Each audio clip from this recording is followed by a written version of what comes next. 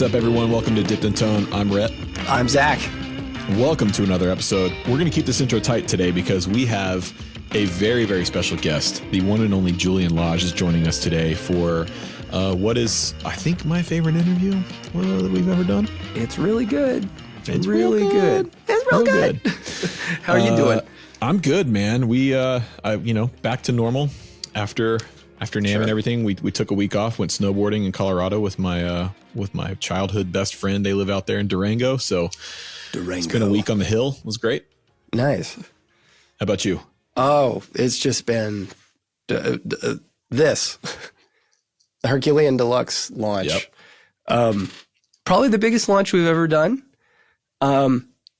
Pretty crazy. And I realized when we started making them, like, oh, that bass knob doesn't do what I wanted it to do. So I literally, on about 200 300 circuit boards, with tweezers and stuff, like swapped a teeny, I mean, like, I'm not exaggerating. It's like the caps are like, that big, swapped like one cap, but we got them all out and like, it's just been incredible. So yeah, you pulled me when you were on your way home and you're like, dude, I just realized the bass control isn't right. And I was like, that sucks. I moved on the schematic because, like, there's so many different ways to write a value of something. I moved a decimal point, and it changed the value by like 1,000, So math do be like that sometimes. Yeah. And I was like, that shouldn't be that. It should be this. And then I was looking at it, I was like, oh no, I forgot to type it the right way. And so when I ordered the boards, it was just, I thought it was right and it was wrong. But all the subsequent ones, I don't have to do that. But apart from that, I'm still getting over whatever sickness I have held on to since January. But I think I'm on the end of it. Man, well, you'll start to see those on Reverb one day, the early Herculean bass. I hope no one will ever know. I hope my work is clean enough to where if you open it, you'll be like, I don't know. Yeah, I don't know. But, yeah. I want to thank the sponsor of today's episode, which is StewMac. Visit stewmac.com/dippedintone. Get 10% off your order. We're changing seasons now. Things are warming up here in Atlanta. Humidity is getting back to normal. I can see on my little humidity gauge hydrometer over there, we're sitting right at 49%. So a couple of my guitars need some TLC, and StewMac is the place to go if you need tools for setups or refins or whatever you're trying to do. Yeah, and thank you to everybody over on Patreon. If you want to learn more about Dipped in Tone Patreon, look in the description below. You can get links and learn about the tiers and all of that stuff. So thank you all for joining up and supporting this show. We appreciate it. Awesome. All right. With the intro out of the way, let's jump into our interview with arguably one of the greatest guitar players to ever live, Julian Lage. Julian, thanks so much for joining us, man. It is a huge honor to have you on the show today. Thank you. The feeling is mutual. I'm a fan of all of yours, and I've spent many evenings watching your videos, Rhett, and learning a lot. I know you did something on, you featured me in one, but I was too shy to watch it, so I never saw that. But I've seen everything else you've done. That's a huge honor, man. Thank you. It really means a lot. Yeah, you're one of my favorite players around today. Not just because of your playing, but because of your sound. And if we we'll just jump right in. By all means. So I was watching the interview you did with Rick, and in that interview, you mentioned something that I think, was it Jim Hall told you, where you said an amp allows you to play quietly? Yeah. So expand on that a little bit, because I've never heard anybody say that before. Oh God. Well, you play that way. What's funny, that I'm happy to talk about it. You do that naturally. No, it's just the concept that if you look at the history of guitar, especially in jazz, just for the sake of argument, we come from the banjo. That was part of these Dixieland bands. And you have tenor guitars and then acoustic guitar, people like Eddie Lang or Carl Kress or George Barnes or all these great players. And the guitar kind of inherently had a muscular percussive thing to it, just kind of popped out of the ensemble. And the physicality of it was part of what was, I think, its appeal, that you kind of you dig in and you get growl. It's kind of like overdrive, but on an acoustic instrument. And then as the amplifier is included in modern jazz players, obviously with Charlie Christian, also with George Barnes and everybody that followed, there's, in those earlier days, you including Jim Hall, you hear the sensibility where they look at the amplifier as this giant microscope, under which you can touch the guitar sensitively and sensually and delicately, and then the amplifier just kind of just does that. It amplifies it, puts it up to a level where everyone can hear it. So it allows the physicality to kind of go down and for the sensuality, sonically speaking, to go up. So I came to Jim a couple times with issues I was having, and I forget the one that instigated that response from him, but I just knew what he meant. Work less, let it announce to the world how you're touching the instrument. And it's tricky, we all know it's tricky because if you hear yourself loud through an amp, you also feel it's stimulating. And I don't know about you, but I often get overstimulated by an amplifier. So I feel more intensity, more resonance, and I dig in more. And then it's this kind of collapsed awareness where I can't feel anything. I don't really know what's going on, but I can't tell if I'm loud or quiet. I can't, and so on and so on. So, you look at it as a microscope that kind of lets you off the hook. So do you see the relationship of the guitar and the amp as like a symbiotic thing? They're working together, or is the amp more of there just to represent whatever you're putting into it through the guitar? It's a great question. I mean, there's a third component. Yes, it's the guitar interfacing with the amp, but most importantly, it's how that interfaces with the room you're in. That's, to me, that's paramount. I've played so much not thinking about that, and then I've played a lot thinking about it, and the difference is really noticeable. Because on one level, none of it matters. You know what I mean? And the guitar doesn't really matter. The amp doesn't really matter. But the interaction with the space you're in and the ensemble you're with, that's when things get interesting and get emotional. So I've shot myself in the foot by stopping the argument at the amp. Because you have this gorgeous sound and it doesn't fit anywhere. We made this guitar. Excuse me, Collings and we designed two, an acoustic and an electric. But the electric, one of the big things we did when I went down to Austin to try out prototypes was to play the guitar through an amp along with records. So we'd put on albums and then I'd play along with them. And some of the prototypes were great on their own. As soon as you heard them with a drummer or with an ensemble, they sounded kind of like overly fluorescent. It's like, I hear that good guitar sound. It has nothing to do with the music. And then as we'd make adjustments, the guitar started to just be like an offering to the ensemble, not an attempt. That's amazing. Rapper. Isn't that interesting? Well, it was really educational for me. I learned a lot from doing that.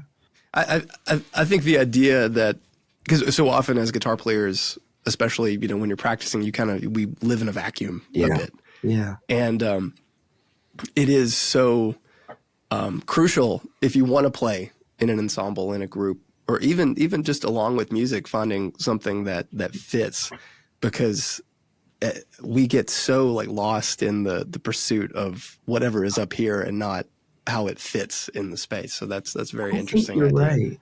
I feel that way. And yet I think when push comes to shove, that metric is what decides whether we keep the guitars we buy, whether we sell them. The thing we're actually contending with is how are we integrating into the world we live in, apart from our own fascinations with gear and whatnot. So though it can feel alien, I think it's actually really native to most of us. It's just whether we deal with it at what stage. Do we wait till it gets to a place where we can't deal with our guitar or anymore and we got to sell it?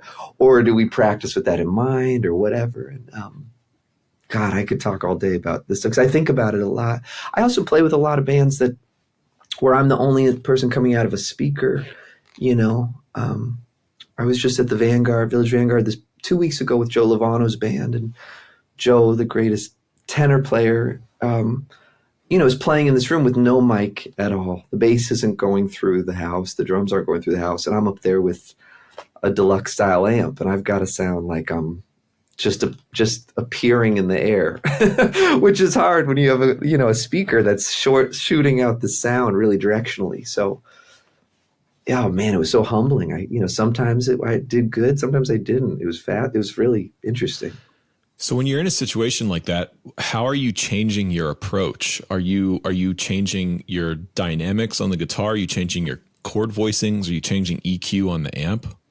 Yeah, well, not so much on the amp. I'll say that only because I don't. It's not false modesty. I don't know what. I don't want to touch knobs. I don't really. I set it to a very neutral place where I'm sure there are settings that could help my agenda, but I just don't want to deal with it. I can't be bothered. So that's that's a me problem. So yeah, it's voicings. It's looking for, I think a lot about, frequency buildup, so if you're dealing in the middle of the instrument and you're dealing with certain voicings and oh wow, they sound so impactful, and man, I got this is sounding great. Well, about a chorus later, I'm so tired of that buildup because I've had this mid-range thing that's mounting and mounting and mounting in the room. So I do find myself kind of bursting those bubbles a lot, or trying to get out of a frequency range of the guitar before it becomes, I guess, just too much of a thing. So I'll stay in the mid-range. Okay, this is about to get a little too dense. I'm going to go high. I'm going to leave space to recalibrate. I'm going to go low. I'm going to get something sharper, play something with more attack. I'm going to use only my thumb so it's more dulcet. Just because no sound is empirically good or bad, it's just kind of how it fits into the narrative, right? So so to a certain degree, right, it's about zooming out, and listening to the band and kind of. And it's hard to do, like you're in it, but you also want to be out of it. And that's just physically impossible. So you compromise, you try to gauge the situation the best you can from a bird's eye view, knowing that it's not actually a bird's eye view. I'm definitely hearing way more guitar than every other instrument, but I'm trying to hear as little of it as I can so I can still hear what they're doing. And there's also, oh God, I'm such a nerd for this. we should stop now. No, there's other things too of like intervallic things. If you deal in a lot of triadic information for long periods of time, that can create up like a tonal buildup where you're like, okay, for the last 10 minutes, everything I've done has expressed what key we're in. And if you're playing with certain players, especially someone like Lovano or John Zorn, a lot of their stuff is atonal, they're or polytonal. So they're dealing in multiple keys simultaneously. And so that's often a cue when I start really hearing, God, I hear a lot of this. Yeah, the tune's in C and I hear a lot of C.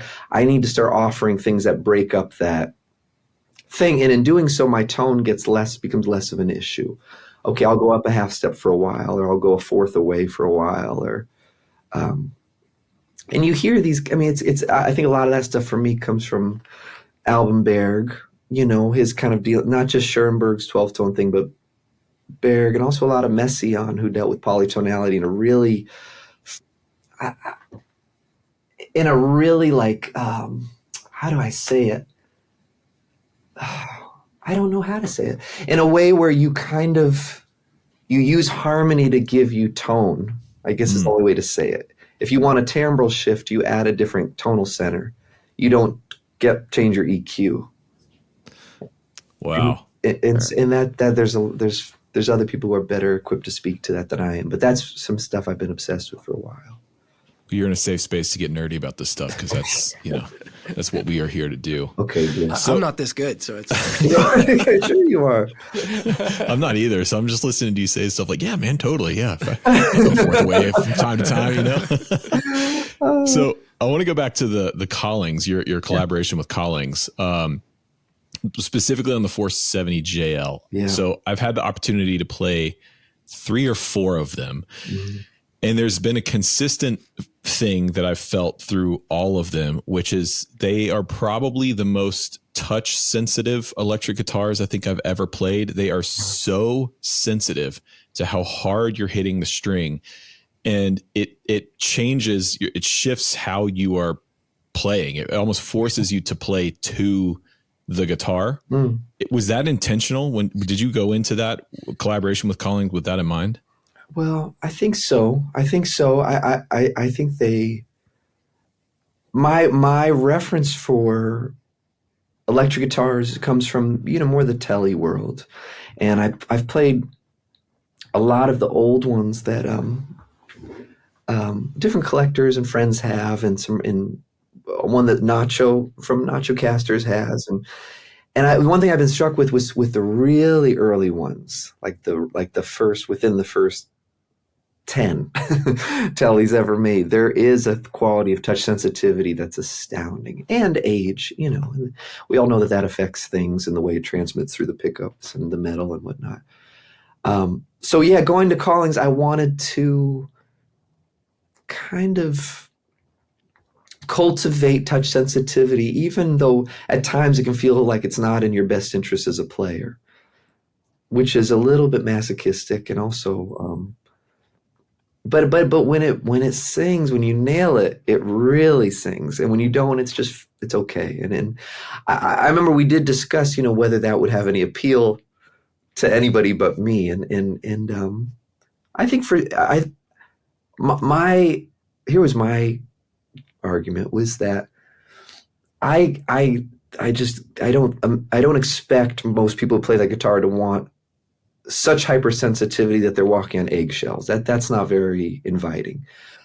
But the flip side to it is when you play that guitar, let's say on the bridge pickup, and you turn it up loud and you overdrive it and you kind of say to hell with the sensitivity, all of those sensitivities kind of get transferred to how the pickup responds and how the overdrive responds. So all along, I thought it was almost a better rock machine than it was a jazz guitar. I just wanted to use it for jazz. And that's when the conversation shifted a little bit, where they go, oh, cool. And then I heard certain people playing it. Like, I remember Jeff Tweedy playing one of the early prototypes, because I had it with me when I was at the Loft in Chicago. And it's unbelievable. And it was screaming through a Princeton that was dimed. And it was just like, that's going to be cool, I think, for people who play that way. I don't play that way, but it's fabulous. Kind of like an old Gretsch would, or any old guitar with those Dynasonic style pickups. So I confess, I think it's more for singer-songwriters and rock musicians. The jazz musicians who want to use it, I think, get to enjoy that thing that you're talking about. But I don't know. It's not for everyone. Like, no guitar is really. Can we talk a little bit about the Dynasonic thing? Because, apart from Gretsch doing reissues and using those pickups, it seems like it's a bit of a forgotten pickup. And it was really interesting to see that show up on your guitar, because those are fidelity machines. Yeah. Well said. What was the decision to go with that sort of pickup? Well, I was fascinated with them for a while, not only from playing Gretsch's and loving them in Gretsch guitars, but there's that great photograph of Les Paul with an early Les Paul where he's got a P9, what looks like a P90, but it's clearly a Dynasonic poking through the P90 case. It's kind of, and I always thought that's interesting, because there's something, I could see why that would work on a Les Paul. I always thought that was a beautiful photograph, and kind of, one of those photographs that you can hear, you're looking at and you're like, I know what that sounds like. That's probably so sick. And then I have always been fascinated with stapler P90s, which are kind of a similar version of that. Yeah. There's one, if not two, albums where Jim Hall played a Les Paul. I think Gibson maybe gave it to him. It was like a departure from him playing an archtop. And he played, you guys know better than me, one of those old black Les Pauls that came with the stapler P90s. And it sounds great. One is a Chico Hamilton record. I forget the name of it, but I was always really interested in his tone because I thought, wow, it's my hero, jazz hero, playing a solid body, and it's those pickups. And I think I'm thinking too much about it. I think they probably gave him a guitar and he played it on a session, but I thought, well, I totally get why that you could cross over to that guitar from being an archtop player. So they were on my radar, I guess, this idea of a big magnet that's super high fidelity that gives this beautiful low end and kind of crystalline top that you as the player can then shape with your touch. That's the premise. And then, I've been working with Ron Ellis for so many years on pickups, and I immediately wanted to make one with him. So what's in the guitar? It's an Ellisonic, which is Ron just doing his, bringing his sensibilities and brilliance to this pickup to I think refine and advance the concept of that style of pickup. I much prefer it to a Dynasonic, the Ellisonic. Right. And then the coolest part, what sewed it all together, was going to Collings and talking to Aaron at Collings about this idea of an electric. And he said, he kind of encouraged the conversation to go towards start with a pickup and then we'll build a guitar. Mm. And I thought, well, yeah, of course. What pickups are underrepresented? What, there's a period where I thought, okay, it's got to be like a lipstick, Dan Electro pickup, because those are also underutilized. And there's been a lot of excitement around rediscovering gold foils and super pickups and all of that, and that's been a really cool movement to kind of witness. But for me, I couldn't partake too much in it, even though I've bought guitars with those in recent years to try, because the lack of fidelity at times. I don't use effects. I play a deluxe set to 2. Like, I'm quiet. There's nothing fun about my setup, and so as a consequence, I just need the facts. I just need kind of clarity, and that, as we landed on the Dynasonic as an archetype, it was like, ooh, this is cool because I know they sound good loud, I know they sound good quiet, and I think they respond well to semi-hollow instruments. And so, yeah, that's why it just became like one of those ideas we couldn't drop once we were committed to it. It's too cool, I would argue against what you just said about nothing fun about your sound. The video, the live video of you playing, I think it's Tributary with your trio. Okay, yeah. That is, I think, some of the best pure electric guitar sound I've ever heard. Just the way that you played in that deluxe with those microphones in that room with that ensemble was incredible. And to me, that's fun. That's really fun. I like it. But I zoom out sometimes and I see what other people, get excited about with gear, and there's that setup and that tone is terrifying to play for me. You know what I mean? It's not so I attribute it, the fun comment, to just the sensation from it, like of playing it. It's not, it's kind of, again, no, who cares? It's just my own experience with it. But I spend a lot of time practicing DI into a computer and listening to it and just kind of marveling at all of the weird artifacts and things that, like, the things that make you wince and you go, oh, that's awful. I need to click, click, click, do all in it. And I stay there for a long period of time until I kind of go, well, what's the issue? And it's not just for the sake of it. I really am curious what the emotional response is. Like, why am I feeling this way? You hear something, you go, oh, that's thin. And then I'll often listen to it and go, is it thin? Or am I playing certain things that produce overtones that are kind of collapsing on themselves? So I'm dealing with tone from a harmonic and melodic and phrasing point of view as much as I can. So I'm just looking for a tone that kind of just, I've played a lot of guitars and amps and setups that are gorgeous, but it's not the point, because I can't. I don't want the most interesting thing to be the tone from my perspective. I want from a listening perspective for it to be really, inviting. But is there a reason why you choose to practice that way, just so you just get the guitar and that sort of raw connection to the guitar itself? well, why do I do it? I don't know. There's a little bit of if you buy like really good paint, I don't like it could be. I'm thinking of interior paint because we just painted a room in our house, or my wife Margaret did. I should take no responsibility. I didn't do anything. But I was there when we bought the paint, and we buy paint that is more than you need to spend on the paint maybe, but we're getting a small amount, so we say, okay, let's do it. And what I learned in that process with the pigment of this paint was far richer. So even as you do multiple coats, you still can tell the pigment has this other thing, and light it absorbs light a little differently and all that. So you have these layers when you're dealing with color. You're not just seeing a gray, you're seeing layers in the quality of the materials. I think of tone similarly, that even if I bury the most uncomfortable, unbearable, awkward, cringeworthy part of my sound, which you could say exists at the DI level, it's still the pigment of the tone when I plug into a two rock or something, or into a Neve console. That didn't disappear, it's just not on display. And in my experience, the more I cultivate a relationship with the pigment stage, then when I do plug into those amps, I can hear it in there, and I actually like it. I go, oh, I hear this thing, and it's actually giving a certain amount of information that I can hear, and it just makes me feel more connected to the sound.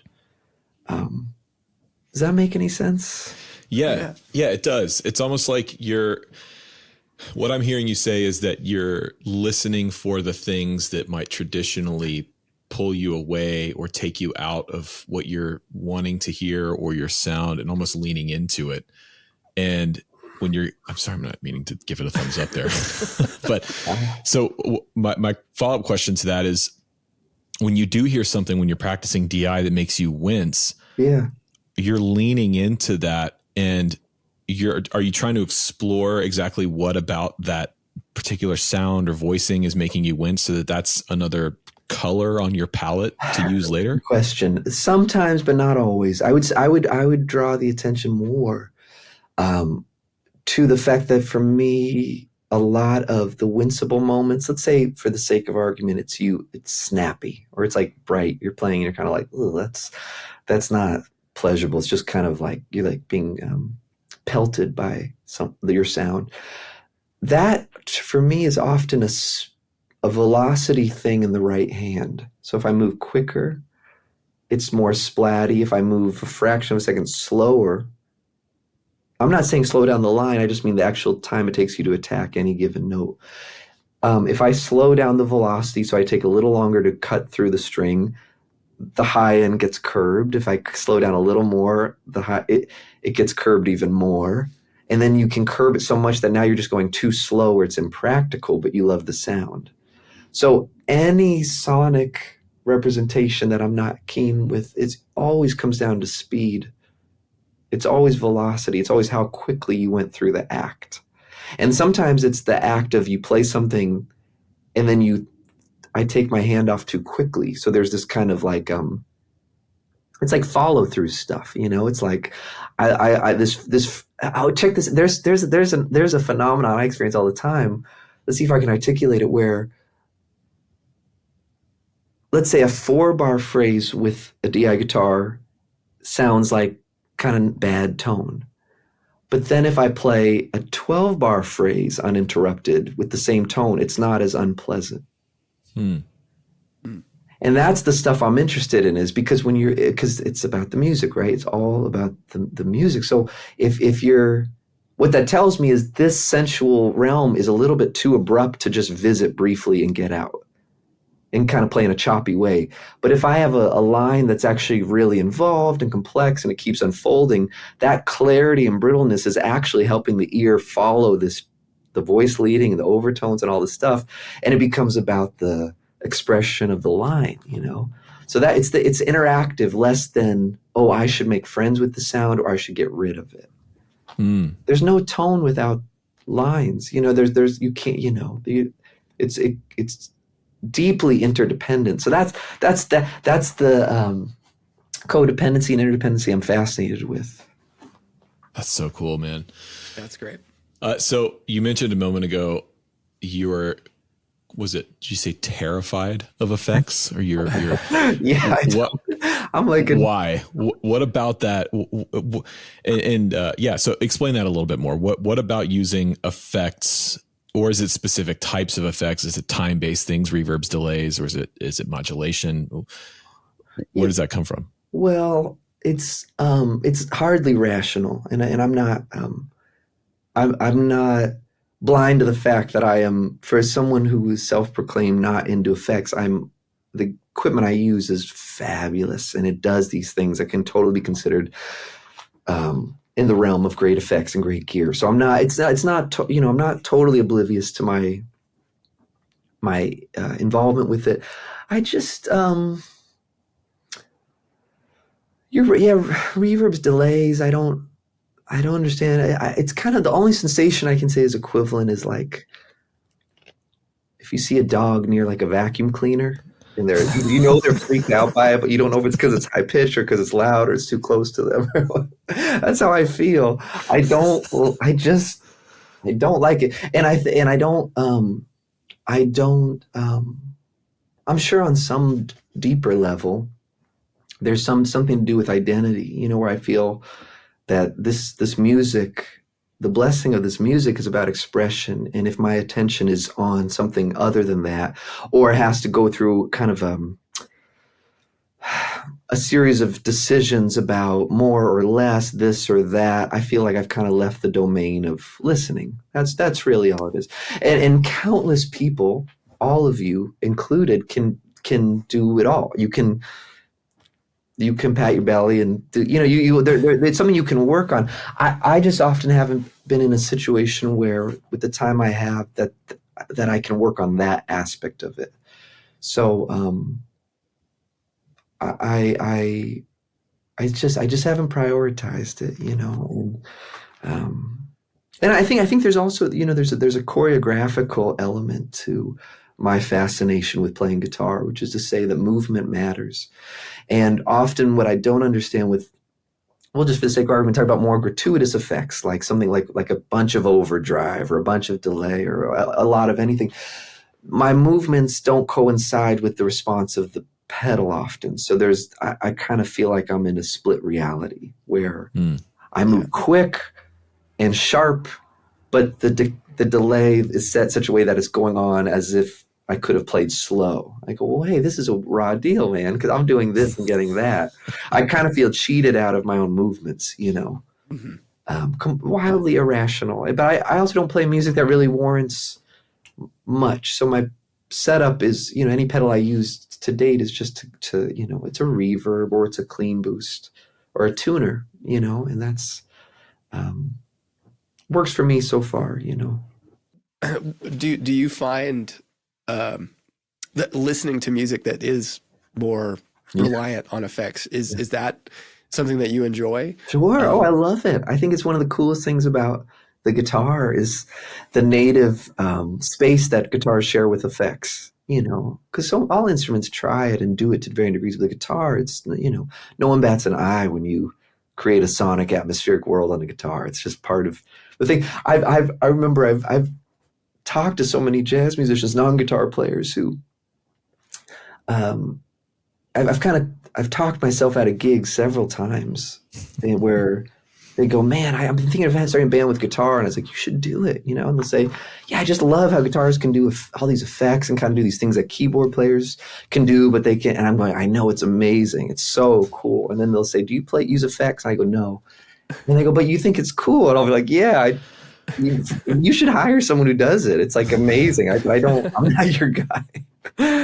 So I have a great affinity for it. And also, I've been playing with Nels Cline for so many years and for Zell for so many years. And they're what's so hip about them is I relate to them tremendously as improvisers, and they're able to look at their contributions as improvisers from a sonic point of view that I marvel at. They can use delay and loops and fuzz and all these things, like just huge, bold decisions but they're using them the way an improviser would in a jazz scenario or in a more avant-garde scenario. And I go, wow, that's cool, or Fred Frith or somebody.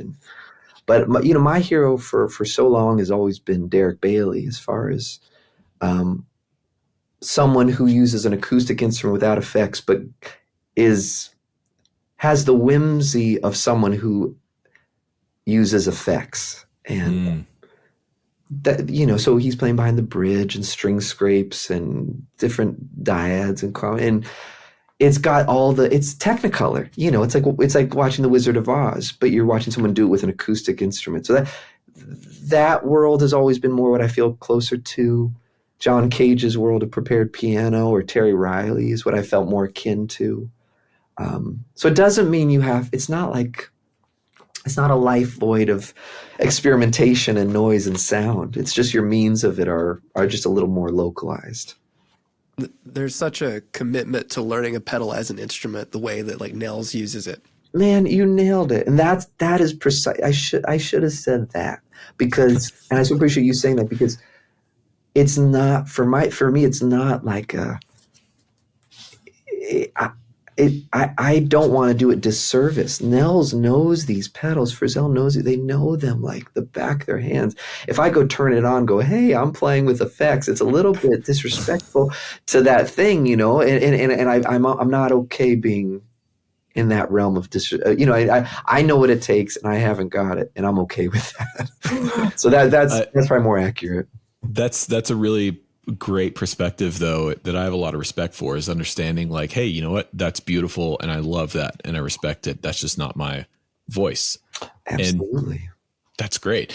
I think guitar players sometimes, or musicians in general, can sort of feel pressured, especially when it comes to the gigging thing, when a gig is offered to you, like, well, yeah, I can do that. Yeah. So I love your perspective of like, yeah, that's not my thing.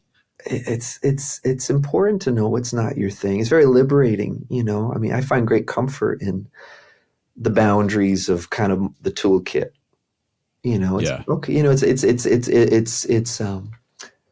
it's comforting. I go, okay, well, yeah, okay, given this and given the volume I like to play and given the music I like to play, I've got some paths that I have to dedicate myself to, and that's the full-time obsession. So, but well said and asked and posed. I appreciate you bringing that up. So one other thing I've heard you talk about before is that you don't transcribe in your practice. Where does that come from? Because so many of us, myself included, we're taught that transcription is a great way of practicing and learning. So why not? And where did that come from? Well,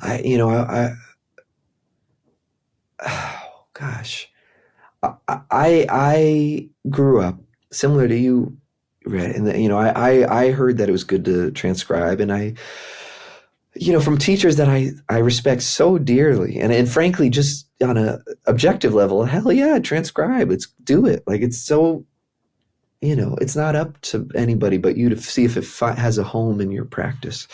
And I understand the logic that states that you want to accumulate certain abilities, you should copy the people who do it. It's not a hard concept to get on board with. But in my experience, there was something about transcribing when I would try it that I think it just drew my attention to parts of the music that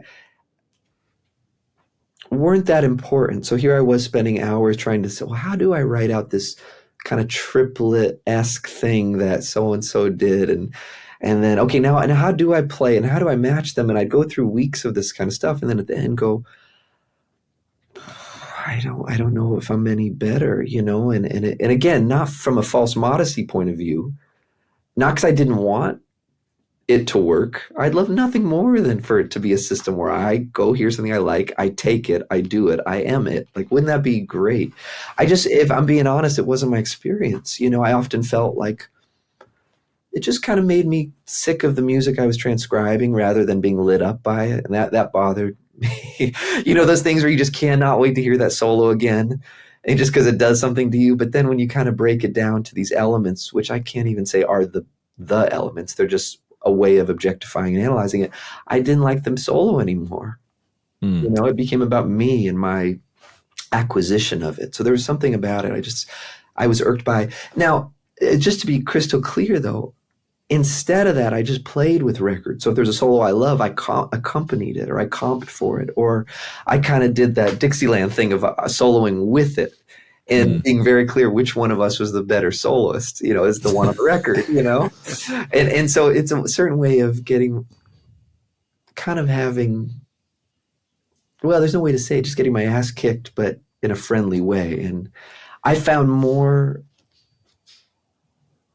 excitement and frankly education from being the bad soloist next to a good soloist on a record than just trying to fill the shoes of the person I liked.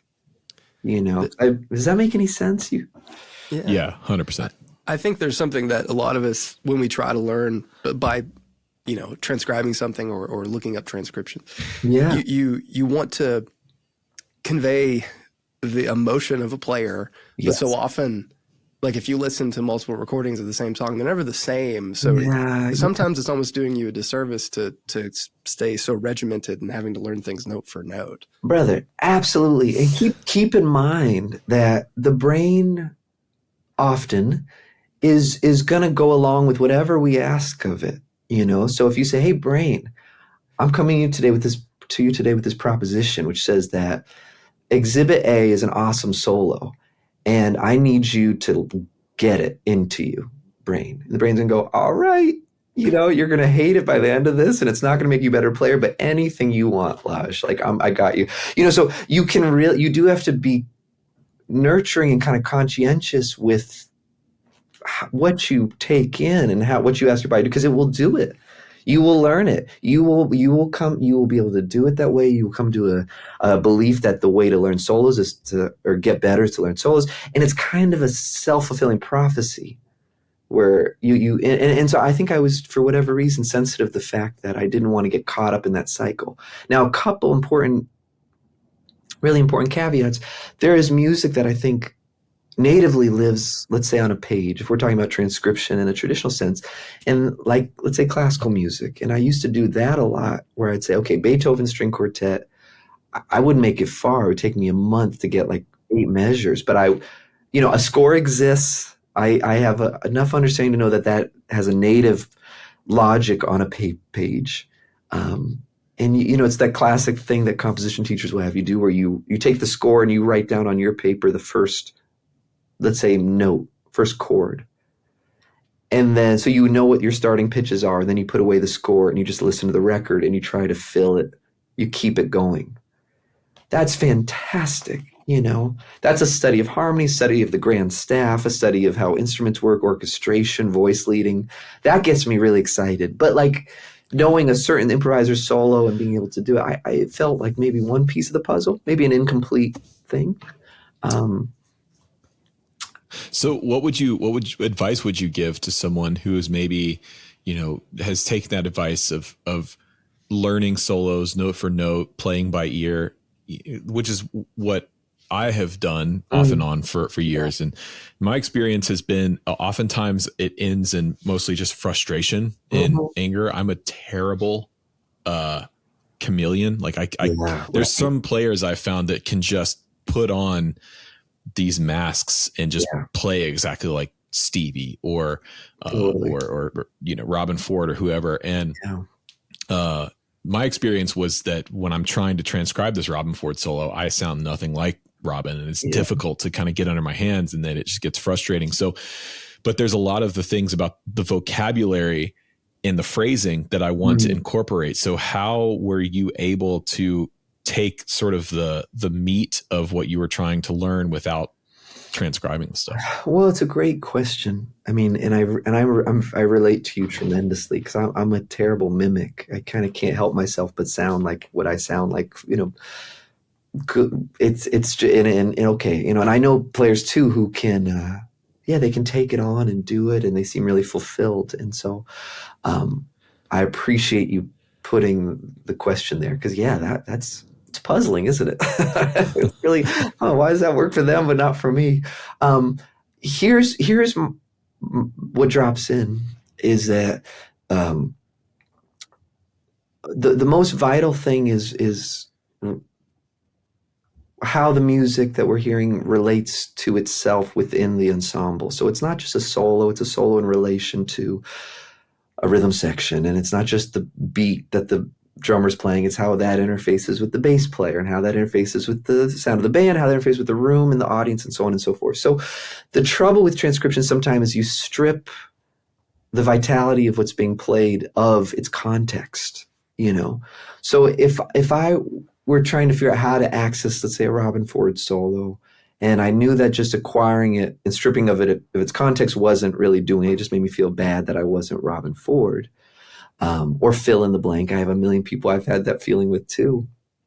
The first thing I would do, probably, again, just me, I'm not saying this like what you should do, I'm just saying, what if it was me sitting in this room thinking about it?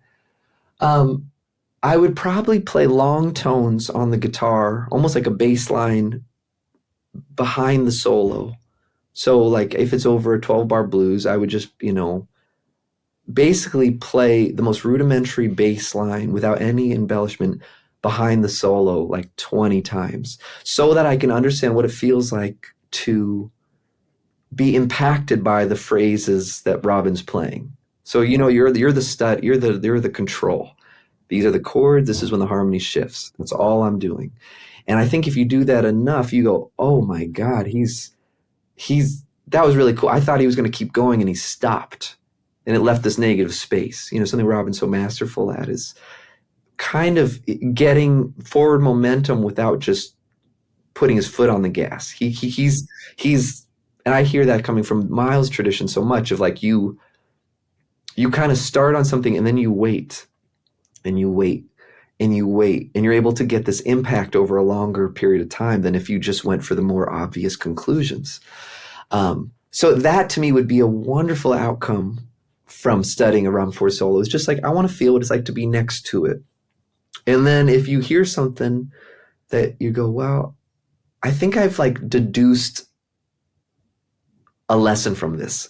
Let's say you deduce from it that I noticed that I played with this 20 times, and something Robben Ford does is he starts this way, and in the middle he kind of does this, and then at the end he does that. The next thing would be to turn off the record and play a solo that matches that architecture. And then listen and go, did I do it? Did I do it? And what you might find is, no, it wasn't it at all. You go, great, good. So it's not because he did this that it's good. Now I'm going to go back and play, So you're trying to kind of derive lessons from it. But the key thing to me is you're the teacher. You're kind of trying to break it down enough that you could teach it to someone else. So I think it's a more empowering space rather than, I suck and they're great, and if I just have a little bit of whatever they're drinking, I'm going to be awesome. I think that's a dead end. Yeah. I think it's a dead end. We all know it, and it's paved with the best intentions, but it's a drag, man. Quit. Yeah. Like, that's not it. Go start a garage band and play some awesome music. Don't feel bad about not being Robben Ford. So, but you feel good about being kind of a teacher.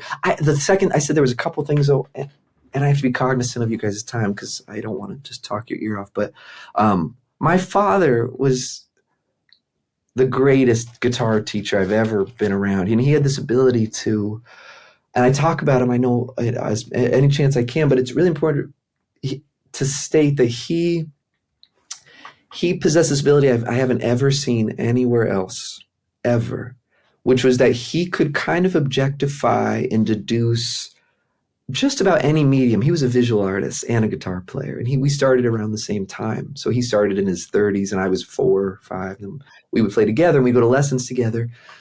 And he had the most elegant way of taking what could be considered like adult concepts and explaining them to a 5-year-old, because that was kind of what our relationship was based on. A friend of mine reminded me the other day of something I guess I told him and I forgot, but earlier on I was practicing, I learned the 8 pentatonic scale, and my dad would play a 12-bar blues, and I would solo, and I just kind of go up and down the scale. And my dad said, "Oh, okay, I have an idea. Come with me to the kitchen. And I went with him to the kitchen, and he filled up a glass of water. And he said, okay, when you were soloing, and remember, we're talking about a very nurturing, kind man. So none of this isn't heavy handed. It's just kind of beautiful.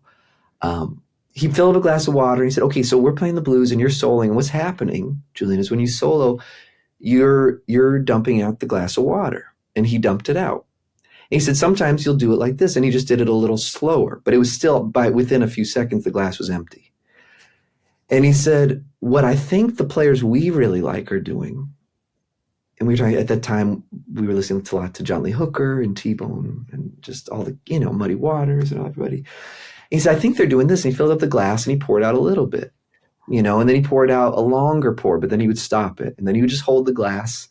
And then there's this much left, and he was able to pour it out in like three more pours. And he said, I think that's what we're doing, And I thought, I love it. Cool. And then I'd go work on it. But apart from that just being so meaningful and soulful to me as a child with my father, when I look at his ability to have to analyze but never slip into that kind of self-hating, worthless zone, I think it's profound, man, because I think he's right. I think it's just understanding how to pour the water out. And if you can find a healthy way to do that fits your brain and your heart and your abilities, you're going to do great. And that's why in answer to your question, the trouble I have with transcription, moreover than anything, is the fact that people don't question its validity. So my advice to anyone looking to transcribe is go transcribe your face off. And if you get symptoms that you hate it, listen to them. That's all. That's all, Wow. Man. As a father, that's some awesome advice that I'm going to implement in my life. I'm sure you're doing great. Man, I think we'd be remiss if we didn't speak to me. Oh, yes. Just came out. The record out. That's right. Well, so yeah. Can you talk about it? It seems like a pretty wide exploration of a lot of different ideas. Yeah, I guess it is. There's a lot of acoustic guitar on the record, which I like, and that mixed with electric in a way that I've avoided for a while, because I just kind of assumed you couldn't do. We've made all our records for so many years just in one room with no headphones, and so the thought of being with the rhythm section alone with acoustic guitar at the forefront just seemed kind of impractical. Or it maybe put a better way, it would ask me to play harder to keep up with the drums, and then that's one color, So I thought, if I want to play nuanced, we need to change. So we made this record more traditionally, I guess, in the sense of headphones, people in booths, and it liberated me to kind of lead the charge with a more delicate sound, and I like the way it turned out. Joe Henry produced it, and he's my hero, and he knew exactly what I was going for with this record. A compilation of these almost spiritual melodies or hymns or gospel songs. That was always the intent, but framed in an unorthodox way, where you would see glimmers of this working trio, that in the agency of a working trio that can kind of turn on a dime and do all this stuff, but with some of the more cinematic qualities of a larger ensemble. But the cats we got to be the larger ensemble are such improvisers in their own right. So it's Chris Davis on piano and Levon Henry on woodwinds and Patrick Warren on keyboards and sound. So everyone's improvising the whole record, and one of my favorite part of the record was that Patrick, who's such a beast, he was in the room with us, but had asked that we don't hear him in our cans, because the intent was he was going to play along with the band and then go home and add to it. So for the whole record, I didn't know what Patrick was playing. So it was kind of like making a trio record until I go into the booth and then hear what Patrick was doing, go, oh my God.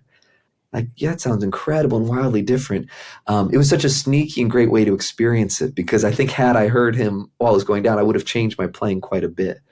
There's a healthy degree of ignorance and belligerence on my part on this record, or I'm kind of burr, burr, burr, burr, burr, here's where I am, here's where I do the thing, and then you zoom out and you hear everyone's contribution, and it's just fantastic. So it's like you weren't reacting to each other. He was just reacting to you. Yeah. And I've heard of sessions done like that. You hear people do that a lot, where I shouldn't say a lot, but in a certain scene,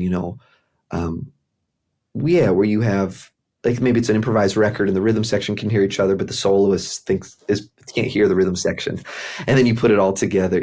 I think sometimes reactivity is overrated, at least in the world that I'm in. It can become kind of I don't know, like you play something and then I know that too, and I play it. And you go, okay, we both played it. It's like that scene from Dr. Strangelove where the president is talking to the Russian cat. And they're both trying to say who's more sorry, about the atom. No, I'm the most sorry about it. It's it gets into one of those things with improvisers where like, no, I'm the most aware of how cool this is. No, it's like, just ignore. And if you listen to the masters, a lot of them, they're not reacting, in that the way we're taught in school. Or you look at Ornette and Don Cherry or some of these, or even Miles and all these bands. It's like, everyone has their own mission that has integrity, and you just trust they're going to blend. So that's kind of what happened on that record. But the most stunning thing to me really is Mark Goodell, our engineer. I mean, the record sounds really great, and it sounds incredible. And Mark's made all of our records for the last many records, and the front of house for all of our shows. I mean, he's as integral to the band as anybody. So, I just love how he captured it, and I just love the way. I mean, that's a magic trick, I think, It's a beautiful record, man. It's really, really beautiful. I'm glad you like it. I'm really glad you like it. Well, shall we dip a rig? Okay. I have one. Now this might, I don't think it's going to shock you, but it's, it's a different sort of rig. We're just going to go real quick. Let me know when you can see it. Ooh. Bam. Wow. Whoa. So I was going through our email. This is from our friend Devin. And we've done one of his rigs in the past, but he's kind of updated it. So what we've got here is a newer, 2005 Custom Shop 62 reissue SG that he's done a lot of work on. And a 63 Les Paul Jr. SG. Les Paul Jr.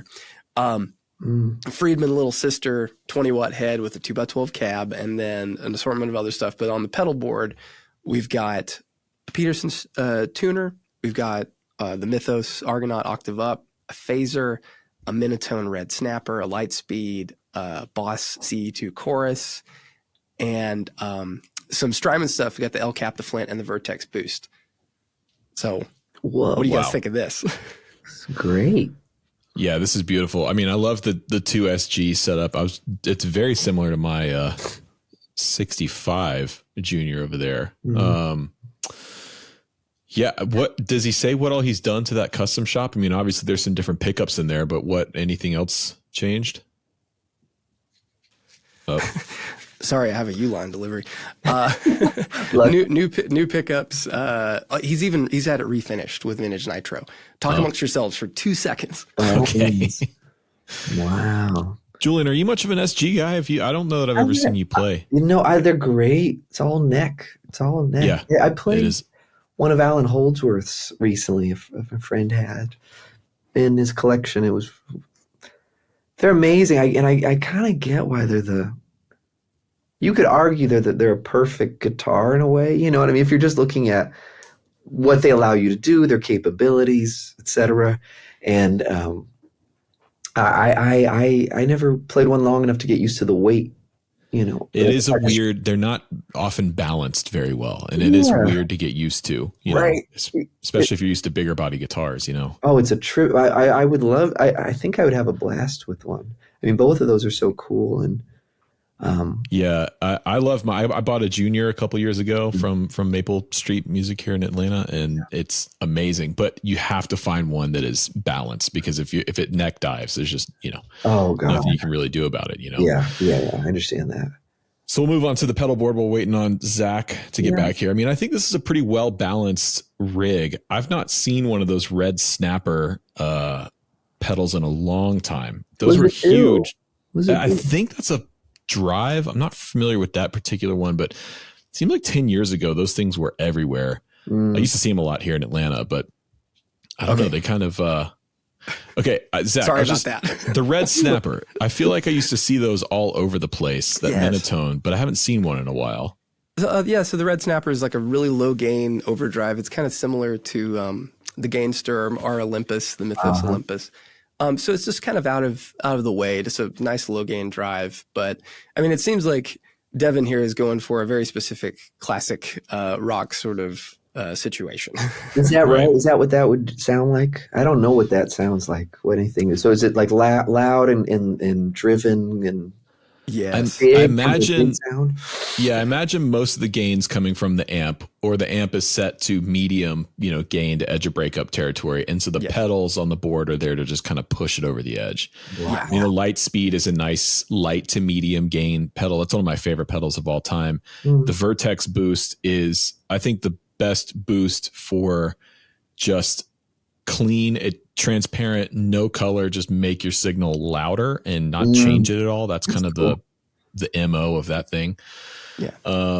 CE2 classic, can't go wrong. Yeah. And then arguably two of the best Strymon pedals, the El Cap and the Flint. I mean, what more can you ask for? Now I see the Klon up there too. That's just for display purposes only, I imagine, because it's not on the board, so we can't count that as part of this rig. No, I guess not. He's just got it there. He says his normal gig is doing covers of like Zeppelin, Sabbath, Beatles, stuff like that. So this rig is perfect for that. Perfect for that. So wow, that's amazing. What's that green one next to the Klon?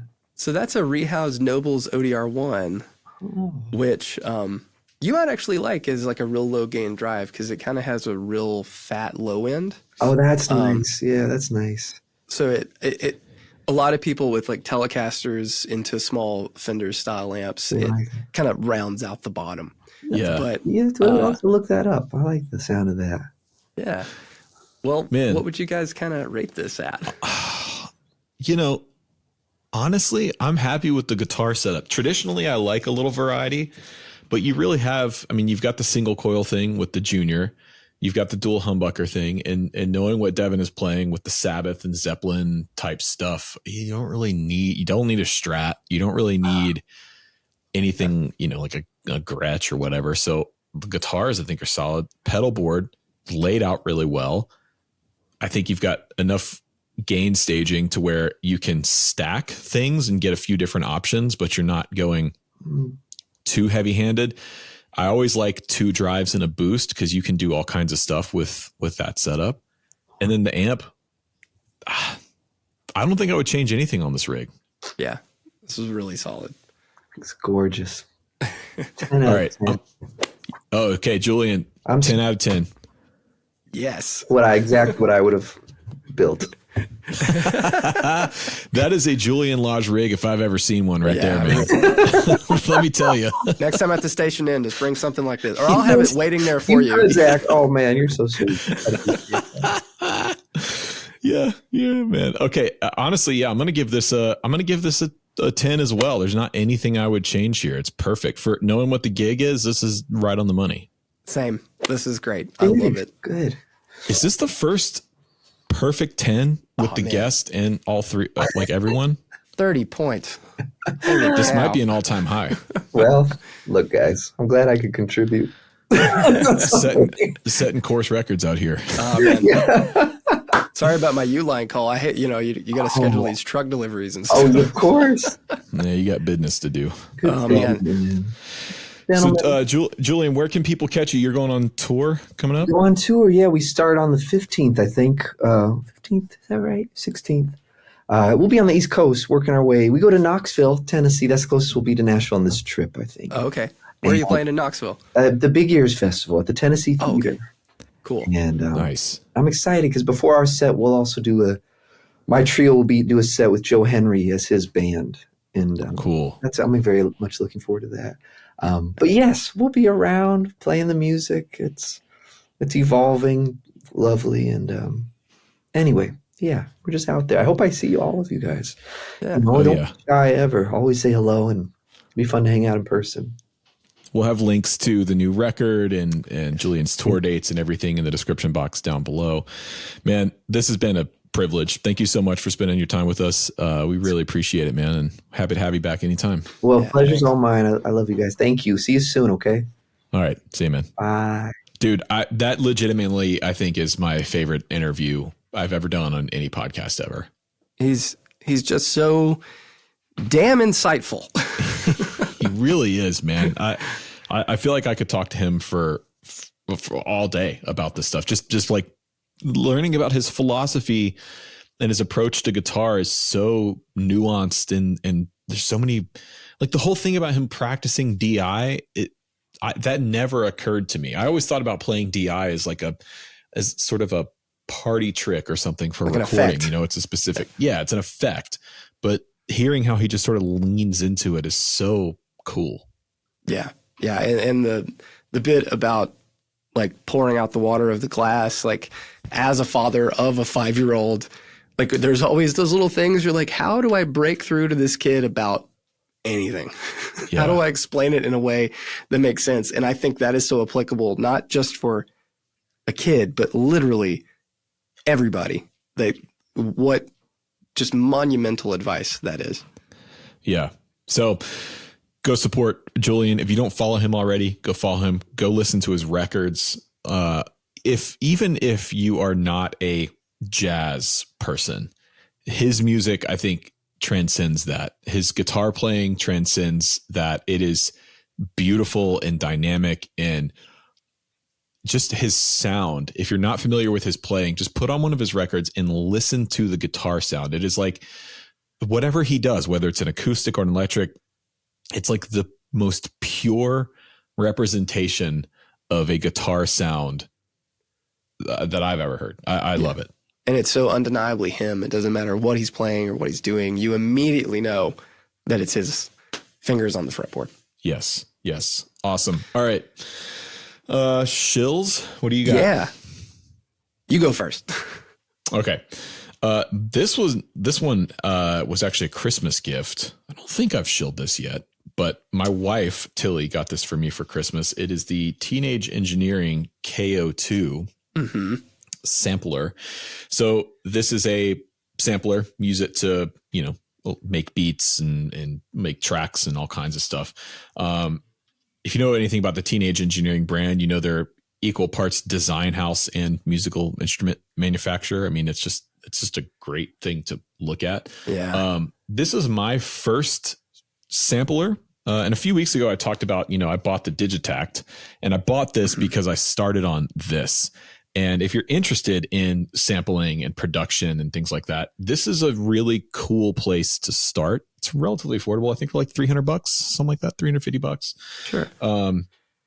And they did have some quality control issues. Like mine has the weird fader that a lot of them have, but I think they got that fixed. Anyway, it's a ton of fun, man. You can just sit and, it comes loaded with a bunch of really cool sounding samples, and you can just build a whole track in this thing. And there's cool effects in it.